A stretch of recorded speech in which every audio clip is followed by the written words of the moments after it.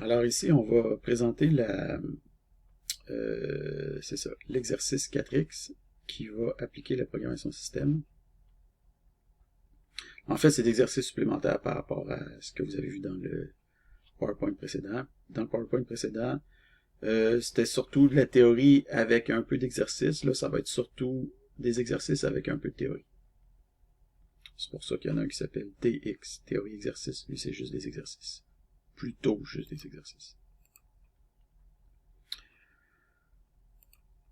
Donc, le plan, essentiellement, dans le plan, on a les noms des scripts qui sont mentionnés. Donc, PyCo, PyDir, Array, PyVal, avec un petit rappel sur l'extension des accolades et finalement, conclusion est remise. Donc, j'estime que le tout devrait prendre environ 3 heures, mais si jamais vous faites la somme de chacune des parties, vous allez voir que ça donne 2h30. Donc, j'ai prévu une espèce de 30 minutes supplémentaires au niveau des contingences. Donc, ça se peut que vos temps ne soient pas exactement les temps qui sont inscrits. Peut-être certains exercices ou certaines parties vont se faire plus rapidement pour vous, puis d'autres vont peut-être se faire plus lentement. Donc, vous savez que c'est standard dans le domaine dans la programmation informatique que ça fonctionne comme ça.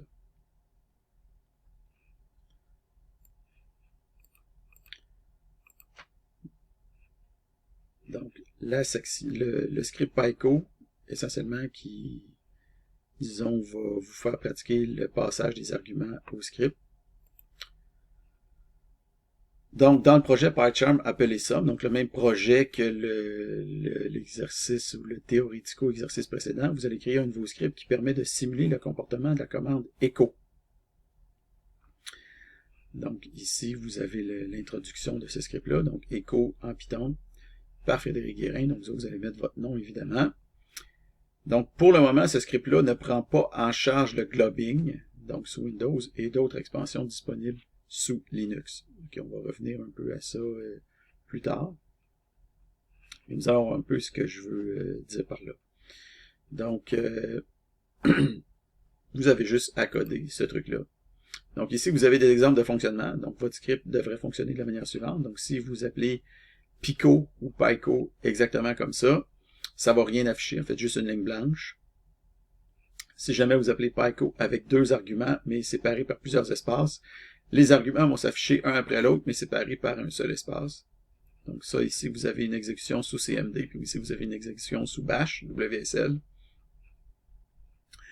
Et finalement, si vous essayez d'utiliser l'expansion des accolades, donc PyCo, Fred, Guérin, expansion 1 à 4, ben évidemment, dans CMD, l'expansion n'est pas prise en compte, donc ça va tout simplement afficher Fred, Guérin, ça va afficher la même affaire que ce que vous avez ici. Par contre, en Bash, l'expansion va être effectuée par Bash lui-même avant d'être passée au script pyco.python. Donc, comme l'expansion est effectuée par Bash avant d'être passée au script, le script n'a pas besoin de faire l'expansion. Donc, lui, le script reçoit en réalité 5 arguments dans ce cas-là. Okay, il va recevoir l'argument Fred, Guérin 1, Guérin 2, Guérin 3, Guérin 4.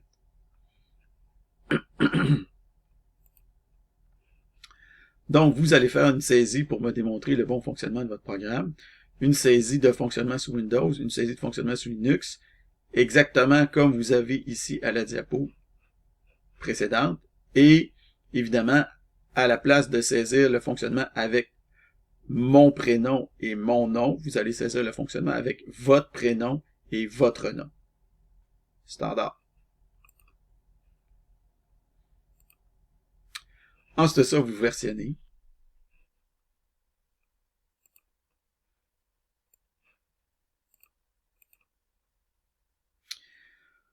Maintenant, la partie PyDir où vous allez faire, disons, vous allez vous confronter à la notion de globbing.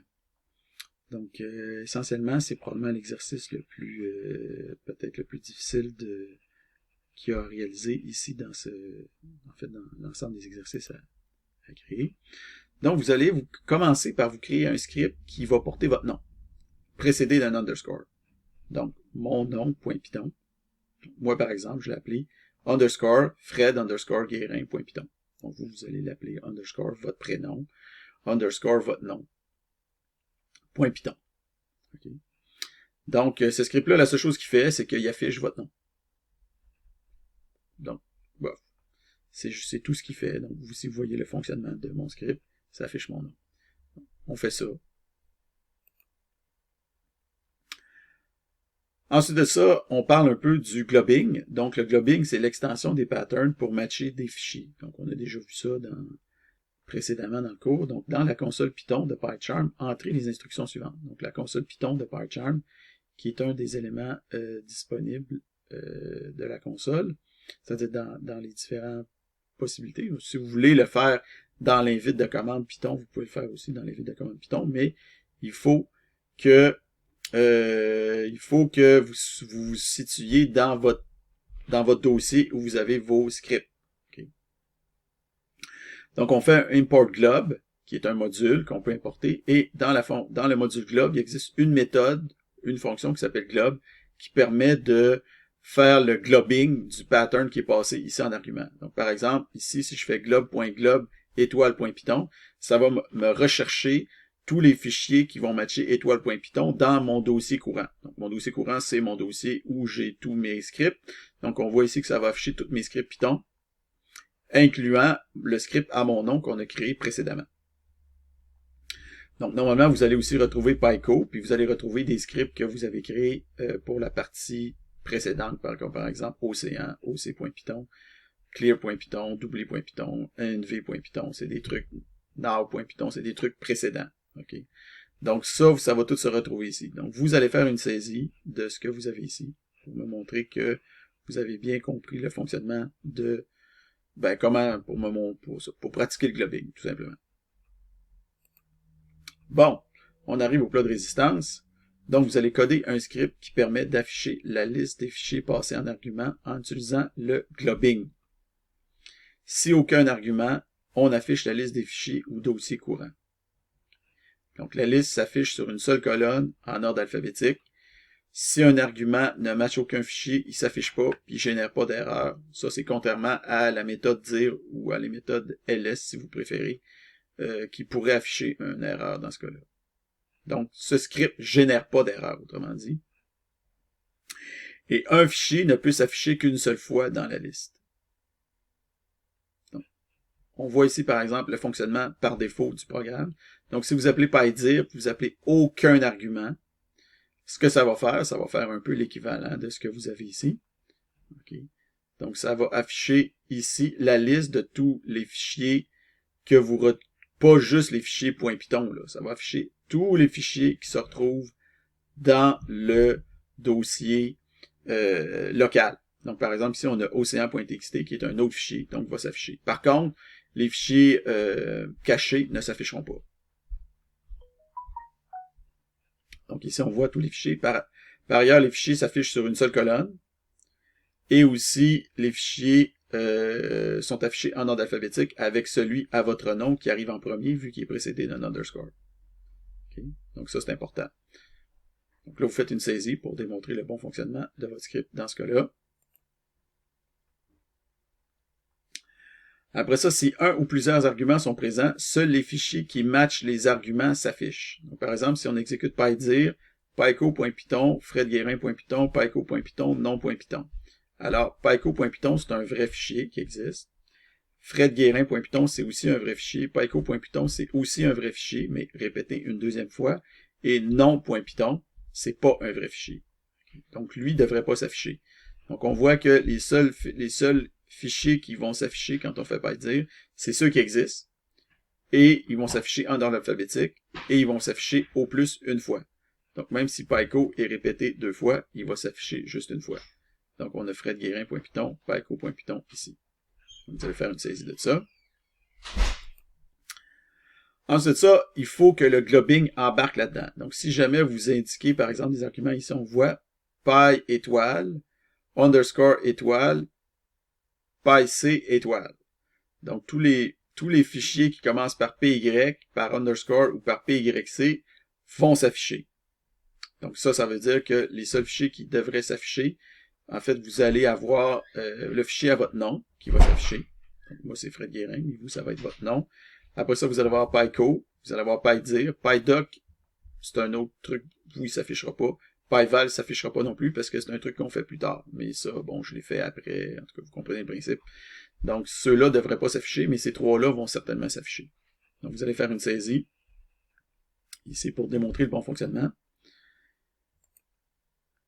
Et finalement, vous allez aussi démontrer le fonctionnement dans Bash pour montrer que ça fonctionne de la même façon dans Bash. Donc, vous allez faire pydir, py étoile, underscore étoile, pyc étoile, et vous allez avoir les mêmes trucs qui vont s'afficher. Vous allez saisir le code de votre méthode main ou son équivalent, donc votre truc principal dans votre code. Vous allez l'afficher ici. Et vous allez versionner.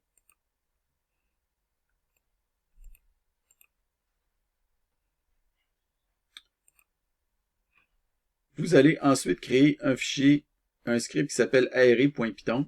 Vous avez ici le code de son main. L'idée ici, c'est qu'on démontre, en fait, c'est un truc que j'avais un peu oublié de faire dans le PowerPoint précédent, je dirais, c'est de vous démontrer comment on peut récupérer stdin puis faire quelque chose avec ça. Donc, on va démontrer l'utilisation de readlines et de isAtty, ou si vous voulez, est un terminal. Donc ici, qu'est-ce qu'on a? On a notre fonction principale.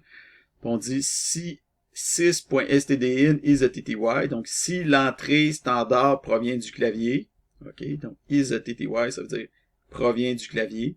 Donc si l'entrée standard stdin isAtty, si l'entrée standard provient du clavier, en fait, nous, on veut pas que l'entrée standard provienne du clavier. Donc, on affiche un message d'erreur, si vous voulez, mais là, on l'affiche pas sur stdr. On fait juste afficher un message comme ça. Faut pas nécessairement compliquer le programme. Donc, print, aucune redirection d'entrée à traiter. Parce que nous, on veut faire une redirection, on veut traiter les redirections d'entrée, puis pas quand ça provient du clavier directement. Après ça, on affiche return. Après ça, ligne. Donc, là, on va récupérer les lignes de l'entrée standard. Donc, 6.stdin.readlines, on va chercher toutes les lignes de notre entrée standard, mais les lignes redirigées. Après ça, s'il n'y a pas de ligne, return, il n'y a rien à faire s'il n'y a pas de ligne. Puis après ça, pour chaque ligne, dans l'ensemble des lignes, mais sans prendre la dernière ligne. Donc, on prend toutes les lignes sauf la dernière, on affiche la ligne. Et après ça, on fait print ligne, la dernière ligne, mais sans return à la fin. Donc l'idée parce que quand vous faites readlines, vous prenez les lignes une par une, chacune de ces lignes-là contient un caractère de fin de ligne à la fin. Fait que ça, quand vous allez faire print ligne, vous allez afficher la ligne, puis vous allez afficher un autre retour de ligne en plus. Ce qui va faire en sorte qu'il va y avoir un espace, si vous voulez, il va y avoir une ligne vide qui va s'insérer entre chacune des lignes de notre entrée standard. Donc, on démontre ici le fonctionnement du programme. Donc, on a array.python, aucune redirection d'entrée à traiter. Ça, après ça, on fait ls-1, pipé dans head4. Donc, on veut juste aller chercher les 4 premiers fichiers de notre dossier courant. Alors, on voit qu'on a notre fredguérin.python, args.python, array.python, clear.python. Donc, ça ne sera pas nécessairement ceux-là qui vont s'afficher, mais ça se pourrait que ce soit ceux-là. L'important, c'est que vous ayez 4 fichiers ici avec votre head-4 et les trucs qui s'affichent sur une colonne, avec ls-1. Donc là, on génère une sortie standard, si vous préférez. Et après ça, on va piper tout ça dans notre script array.python. Donc ça, ce truc-là ici, qui est ça, on va le piper dans array.python. Et là, lui, il va faire le readlines, comme on a vu tantôt. Il va vérifier, est-ce que ça provient du clavier? La réponse, c'est non. Ça provient pas du clavier. Ça provient d'une redirection, d'un pipe ici. Et là, on va afficher chacune des lignes, mais avec un print, ce qui va rajouter un retour de ligne à la fin. Donc, ça va faire que la ligne va s'afficher suivi d'un retour de ligne, la ligne suivie d'un retour de ligne, la ligne suivie d'un retour de ligne, et la dernière ligne sans retour de ligne à la fin. Donc, ça va aérer, si vous voulez, chacune de nos lignes. C'est pour ça qu'on a appelé le script aéré. Donc, ça aère chacune de nos lignes avec un espace intermédiaire comme on voit ici. Okay? Donc, ça, c'est pas aéré, ça, c'est aéré avec notre truc d'aération. Vous allez faire une saisie. de ça, qui va afficher quelque chose de sensiblement pareil à ce que vous avez ici, mais avec un script à votre nom à la place. Ensuite de ça, vous allez modifier votre script de telle sorte que si des arguments sont passés au script, ils vont être insérés entre les lignes de l'entrée standard, tout en préservant le comportement précédent. Donc, il faut évidemment que ça fonctionne comme avant. C'est ça. Donc ici, par exemple, on a un exemple, ls-1, head-4, et le tout pipé dans array.python, puis là, on passe des arguments, 3 signes égaux, 6 signes égaux, puis 9 signes égaux. Mais ça pourrait être n'importe quoi. Il pourrait avoir un nombre variable d'arguments. Il pourrait avoir 4 arguments, 1 argument. Donc, c'est pas si important que ça. Donc, il peut avoir le nombre d'arguments que vous voulez. Et qu'est-ce qui va se passer? C'est qu'entre les noms des fichiers, entre les lignes qu'on reçoit, on va afficher chacun des arguments sur sa propre ligne. Donc, après avoir affiché la première ligne reçue de l'entrée standard ici, on va afficher le premier argument, suivi du deuxième argument, suivi du troisième argument. Après ça, on va afficher la deuxième ligne reçue sur l'entrée standard, suivi du premier argument, du deuxième argument, du troisième argument. La troisième ligne reçue de l'entrée standard, suivi du premier argument, deuxième argument, troisième argument. Et finalement, la dernière ligne reçue de l'entrée standard, suivie de rien par la suite. Okay. En fait, je me rends compte ici que j'aurais dû saisir le 73 ici qui suit. Là. Donc, probablement que je vais faire la modification pour que vous aussi, vous fassiez ça. Donc, saisir la ligne 73, la ligne suivante, pour bien me démontrer que, suite à la dernière ligne ici, vous affichez pas ça, ni ça, ni ça. Donc, ça, je vais faire cette modification-là après. Vous allez versionner.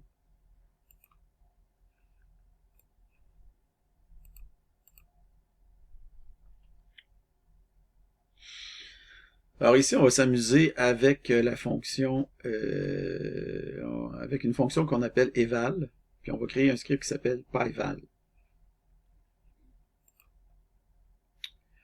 Donc les langages dynamiques et interprétés comme par exemple le Python, le JavaScript ou le PHP possèdent généralement une méthode qui s'appelle eval, qui permet d'évaluer dynamiquement une string qui contient du code du langage lui-même.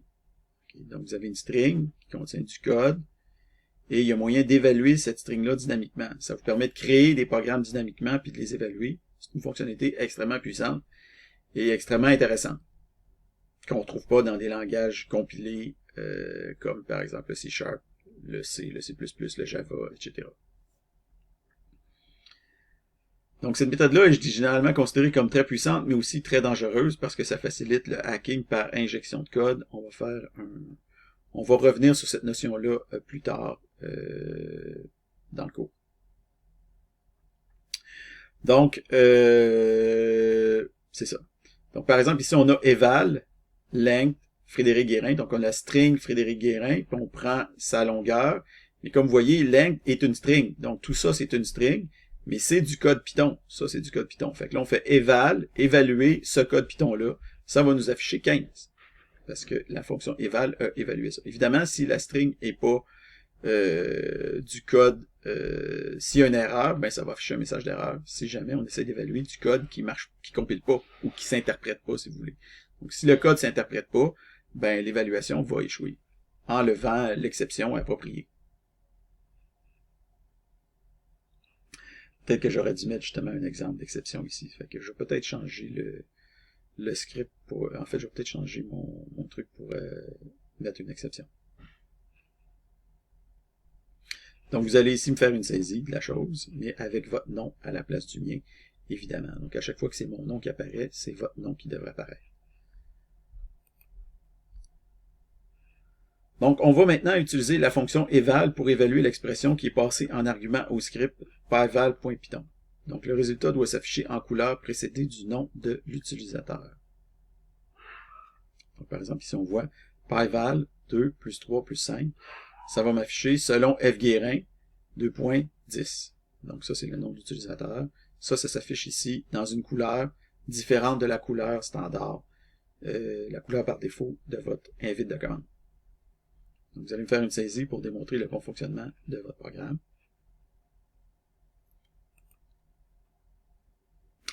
Ensuite de ça, les fonctions mathématiques du module math devraient être directement disponibles dans les expressions. Par exemple, si je fais pyval sqrt2, donc le square root, la racine carrée de 2, ben ça va m'afficher selon F Guérin 1.4142, blablabla. Donc ça va m'afficher la racine carrée de 2. Si je fais un pyval de sin pi sur 2, ça va le sinus de pi sur 2, mais ça va m'afficher le sinus de pi sur 2 qui est égal à 1. Selon F Guérin, vous allez me faire une saisie de ça. Peut-être que vous allez avoir besoin de vous remémorer pour pouvoir, disons, arriver à résoudre ça de manière convenable. Peut-être que vous avez besoin de vous remémorer comment fonctionne l'importation en Python. Donc, en Python, vous avez 3 façons d'importer, si vous voulez. Vous pouvez importer un module. Donc, par exemple, si on fait import math, après ça, on peut faire math.square-root de 2. Donc, ça permet d'appeler la fonction square root, mais rattachée au module math, ou au module math. Donc, ça va afficher ici, qu'est-ce qu'on voit. Il y a possibilité aussi de faire un from math import square root factorial. Donc, si on fait ça, on va importer des fonctions précises qui sont dans notre module math. Quand on importe des fonctions précises comme ça, on peut après ça les appeler directement. Par exemple, square root 2, qui va nous afficher ici la racine carrée de 2. Finalement, il y a une troisième façon qui est déconseillée généralement, mais qui peut-être à l'occasion peut être utile, c'est d'importer tous les éléments d'un module dans le namespace courant. Donc, par exemple, la façon de procéder, ce serait from math import étoile. Si vous faites ça, vous importez toutes les fonctions du module math. À ce moment-là, par exemple, en faisant ça, vous allez importer, par exemple, le sinus, la fonction sinus, et pi, la valeur de pi. Donc, vous allez faire sinus de pi sur 2. Ça va donner 1. Finalement, dans l'exécution de votre script, si l'évaluation provoque une erreur, vous allez afficher un message d'erreur en rouge sur stdr avec un exit code de 1. Donc, ça nous prend un exit code de 1 à la sortie. Donc, ici, on voit, par exemple, pyval 1 divisé par 0. Ça va carrément afficher division by 0. Si on fait pyval int de 1 au majuscule, donc on essaye de convertir la string 1 au majuscule en un entier, ça va nous afficher un message d'erreur, invalid literal for int for with base en base 10. Après ça, pyval, la string 1, 2, 3, qu'on va essayer d'aller chercher l'élément en position 4 de la string 1, 2, 3, ça va nous donner un index out of range error. Donc, c'est le message qui va s'afficher. Et finalement, un dernier cas, pyval 1 plus 2, mais les parenthèses ici ne balancent pas. Donc, ça va nous afficher unmatched. C'est un syntax error, donc unmatched avec la parenthèse ici. Vous allez faire une saisie de votre sortie. Ici, de votre programme pyval qui prend toutes les exceptions. Donc, un problème que vous allez probablement rencontrer ici dans ce cas-là, c'est que vous allez vous dire, oui, mais comment je fais pour intercepter toutes les exceptions possibles? Donc, pour intercepter toutes les exceptions possibles, sans avoir à toutes les énumérer, vous pouvez faire ceci. Donc, vous faites votre try ici, votre code. Après ça, vous allez faire except exception. Donc, en utilisant exception comme exception que vous voulez intercepter, vous allez intercepter toutes les exceptions possibles. Presque toutes les exceptions possibles. Donc, comme en C#, pour ceux qui l'ont vu en Proc 2, ok, exception, c'est une classe très haute dans la hiérarchie des exceptions en Python. Donc, ça vous permet d'intercepter plein d'exceptions. Vous n'avez pas besoin de comprendre le C# ici pour comprendre comment ça fonctionne en Python. Mais je vais juste faire le lien avec le C# pour que vous fassiez le parallèle entre les deux langages, pour ceux qui ont vu comment ça fonctionne en C#. Okay.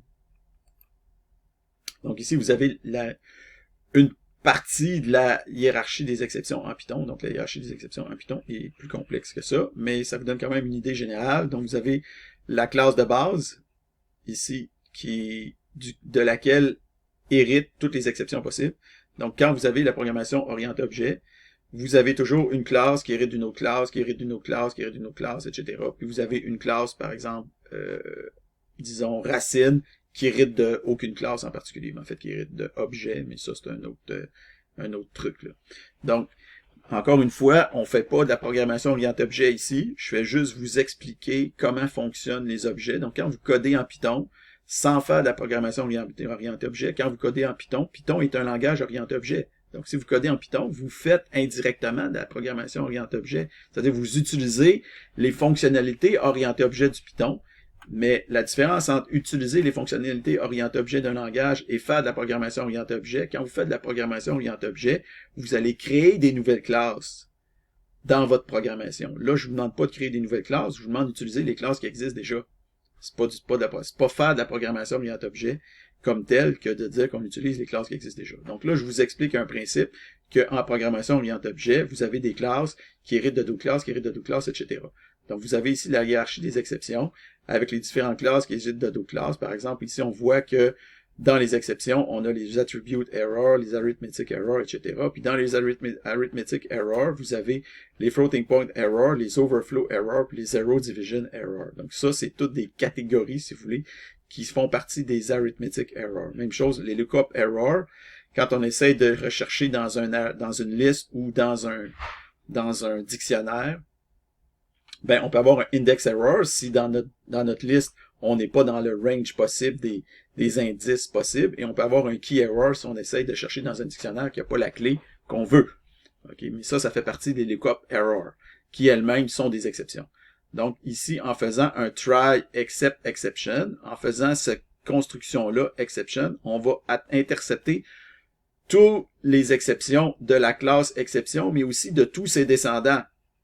Okay? Donc en faisant un except exception, on va intercepter toutes les exceptions comme ça, puis tous ceux qui ne sont pas illustrés ici. Ce qui veut dire la majorité, 99,99% des exceptions du Python vont être interceptées avec exception. Donc le keyboard interrupt, c'est le CTRL-C que vous pouvez faire quand vous exécutez un programme. Donc si jamais vous faisiez un except base exception, vous pourriez intercepter le CTRL-C et ou le CTRL-Z, en tout cas peu indépendamment des circonstances, et à ce moment-là, vous empêcheriez l'utilisateur de mettre fin à votre script, ce qui ne serait pas une bonne idée. C'est pour ça qu'on intercepte plutôt le exception. Donc j'ai pris ce diagramme-là ici sur le James Madison University de la Virginie, donc je les remercie grandement de m'avoir fourni ce diagramme-là. Et vous allez ici faire finalement une démonstration de PyVal, mais dans Bash cette fois-là. Donc on voit ici qu'on fait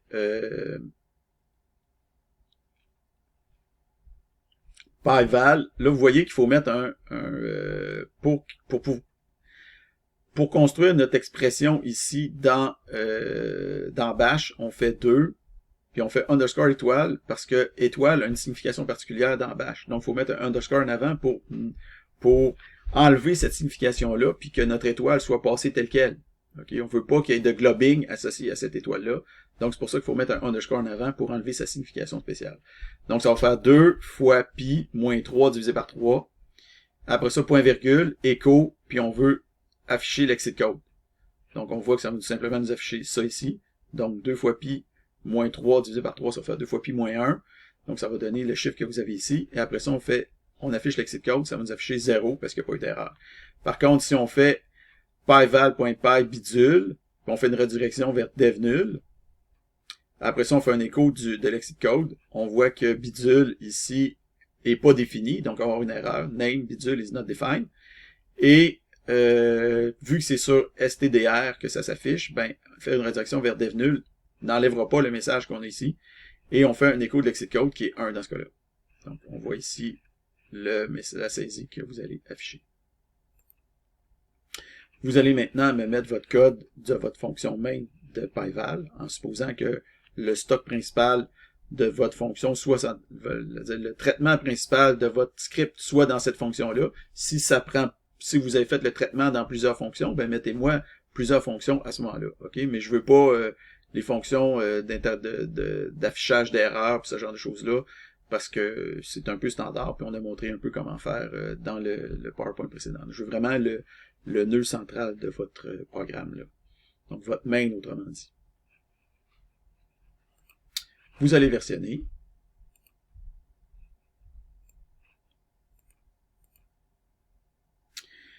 Alors ici, on va s'amuser un peu avec PyVal et l'expansion des accolades.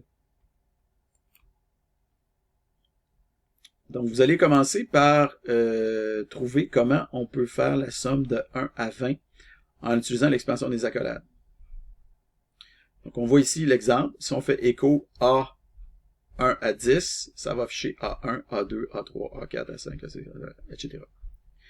Donc ici, vous allez me faire un écho, vous allez mettre ce qu'il faut ici, pour afficher 1, plus 2, plus 3, plus 4, plus 5, plus 6, plus 7, etc. Donc vous comprenez que si vous faites un PyVal, en faisant une expansion qui donne ça, mais jusqu'à 20, vous allez à ce moment-là réussir à calculer la somme de 1, des entiers de 1 à 20, qui va donner 210. Okay, donc vous allez afficher ici, vous allez mettre ici le nécessaire pour calculer votre somme de 1 à 20, et ça va vous donner 210. Évidemment, vous n'allez pas mettre 210 ici. C'est sûr que 210 va donner 210. Okay, donc, il faut vraiment avoir ici une expression qui contient une expansion d'accolade pour donner le résultat 210. Voilà. Donc, la factorielle de 5, c'est 5 factoriel qui est égal à 5 fois 4 fois 3 fois 2 fois 1 qui est égal à 120. Donc là, en Python, le module math nous fournit la fonction factorial qui permet donc de la calculer directement. Par exemple, si on fait un PyVal, Python factorial de 20, là on met ici entre accolades parce que les parenthèses bash aiment pas. Les parenthèses ont une signification spéciale en bash. Donc comme on veut transmettre ce truc-là carrément à notre script, on s'arrange pour que les parenthèses soient pas comprises de manière particulière. C'est pour ça qu'on met le tout entre guillemets. Donc, ça va nous afficher la factorielle de 20, qui est cet énorme nombre qu'on voit ici. Maintenant, vous allez me construire un écho ici, qui va afficher 1 fois 2 fois 3 fois 4, jusqu'à 10. Et ensuite de ça, vous allez me mettre ici une instruction qui permet de calculer la factorielle de 20, mais en utilisant l'expansion des accolades au lieu d'utiliser la fonction factorial. Vous allez faire une saisie. La fonction harmonique, ou la série harmonique. Donc, la série harmonique h de n, si vous voulez, vous pouvez cliquer là-dessus pour aller voir sur Wikipédia. Donc, la série harmonique h de n, c'est défini ainsi. La série harmonique de n, c'est égal à 1 plus une demi, plus un tiers, plus un quart, blablabla, jusqu'à 1 sur n. Ça, c'est la formule compacte, sommation de k égale 1 à n de 1 sur k. Donc, vous allez vous utiliser votre script PyVal pour évaluer h de 30. Donc, 1 plus une demi, plus un tiers, plus un quart, etc. jusqu'à 1/30e. Et vous allez obtenir la réponse que vous avez ici, 3,99, blablabla. Donc, vous allez me faire d'abord un écho pour afficher ici 1 plus une demi, plus un tiers, plus un quart, plus un 15/5e, plus un 6e. Évidemment, dans la largeur que vous avez ici, donc en utilisant l'expansion des accolades. Toujours en utilisant l'expansion des accolades, ici, vous allez calculer avec PyVal la série harmonique pour 1 à 30, donc h de 30. Vous allez faire une saisie pour ça. Finalement, vous allez calculer la somme des racines carrées pour 1 à 10. Donc, vous allez commencer par me faire un écho qui va m'afficher 1 plus square root de 2 plus square root de 3. Donc, 1 plus racine carrée de 2 plus racine carrée de 3 plus racine carrée de 4 plus racine carrée de 5. Et vous allez faire ensuite un PyVal de l'expansion de tout ça. Et ça va vous donner la formule que ça va vous donner la réponse que vous avez ici. OK, une des difficultés dans tout ce que vous allez faire là, c'est que vos signes spéciaux soient interprétés convenablement. Par exemple, les accolades, les parenthèses ont une signification spéciale en bash. Ça veut dire que vous devez faire quelque chose pour pas que ça soit interprété par bash de manière particulière, puis que tout ça, ici, soit passé à votre script. Et non pas que ça soit interprété par bash. OK?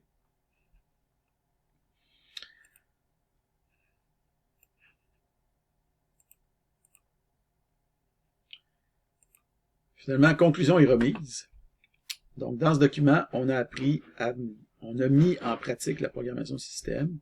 En fait, on n'a pas appliqué tout ce qu'on a vu dans le PowerPoint précédent parce que je me suis rendu compte que ça aurait fait un exercice trop long. Donc, je voulais que l'exercice soit quand même délimité dans le temps, sans abuser de votre temps. Mais on va mettre en application dans les prochaines semaines les concepts subséquents. Donc, appliquer le globbing avec le module globe. Détecter si l'input est redirigé, le stdin est redirigé avec isTty. Séparer l'entrée en ligne avec readlines. Utiliser eval pour évaluer dynamiquement du code Python. Différencier les 3 manières d'importer en Python. Intercepter toutes les exceptions avec la classe exception. Utiliser l'expansion des accolades en bash. Donc ça, c'est pour valider que vous avez correctement répondu à vos questions. Ça peut vous servir, mais ça me sert à moi aussi quand je vérifie votre PowerPoint. Ici, on a encore de validation. Donc, normalement, quand vous me remettez votre PowerPoint, ça ici, ça devrait être visible dans ce que vous me remettez. Donc, si c'est pas visible, c'est parce que vous avez une erreur qui s'est produite. Vous avez converti votre PowerPoint peut-être dans une version antérieure ou quelque chose comme ça. Donc, moi, il faut vraiment que ces trucs-là soient visibles parce que ça me permet de jeter un coup d'œil rapidement à ce que vous avez fait et peut-être éventuellement d'aller cibler certaines diapos pour voir certaines choses. Donc, vous allez ici me mettre votre historique Git comme vous l'avez dans PyCharm, votre historique Git qui comprend vos commits et qui comprend votre nom, donc le nom de celui qui a fait le commit en fait. Donc, ça devrait être vous, évidemment. Et après ça, la date et l'heure, ou surtout l'heure en fait, mais la date et l'heure à laquelle ces commits-là ont été faits.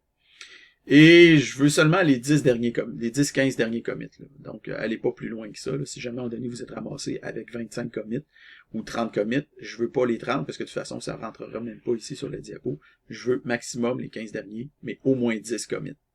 Donc, au moins 10, maximum 15. Finalement, vous allez procéder à votre auto-évaluation au meilleur de votre connaissance et de vos habiletés. Donc, pour PyCo, on donne 1.5 points. Pour PyDir, 3 points. Pour aérer, 1.5 points. Pour PyVal, 2 points. Et pour l'expansion, 4 fois 1/2 pour les 4 problèmes à résoudre, pour un total de 2 points. Donc, ça va vous donner vos points ici.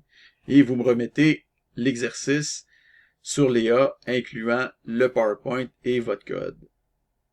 Avec en commentaire votre note sur 10, le temps nécessaire pour réaliser l'exercice. Voilà.